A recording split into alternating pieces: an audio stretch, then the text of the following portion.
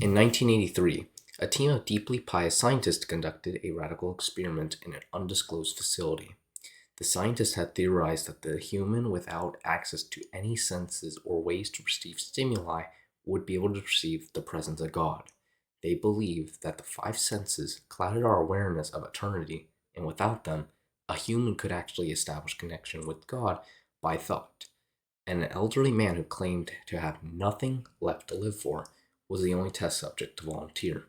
To purge him of all senses, the scientists performed a complex operation in which every sensory nerve connection to the brain was surgically severed.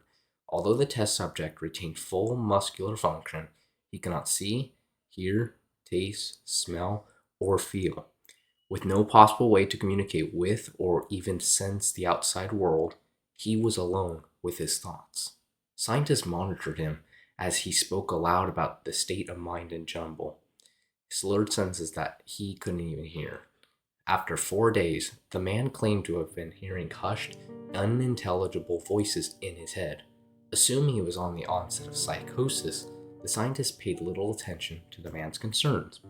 2 days later, the man cried that he could hear his dead wife speaking to him, and even more, he couldn't communicate back. The scientists were intrigued, but weren't fully convinced until the subject started to name dead relatives of the scientist. He repeated personal information to the scientists that only their dead spouses and parents would have known. At this point, a sizable portion of the scientists left the study. After a week of conversing with the dead through his thoughts, the subject became distressed, saying the voices were overwhelming. In every waking moment, his consciousness was bombarded by hundreds of voices that refused to leave him alone. He frequently threw himself against the wall, trying to elicit a pain response. He begged to the scientists for sedatives so that he could escape the voices by sleeping. This tactic worked for 3 days until he started having severe night terrors.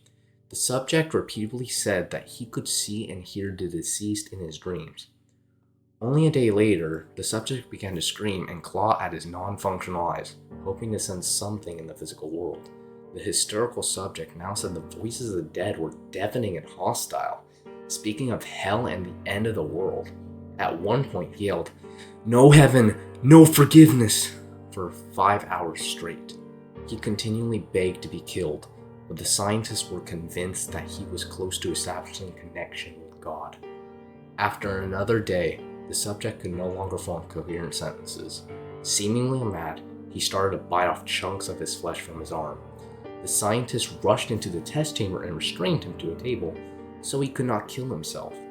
After a few hours of being tied down, the subject halted his struggling and screaming. He stared blankly at the ceiling as teardrops silently streaked across his face. For 2 weeks, the subject had to be manually rehydrated due to constant crying.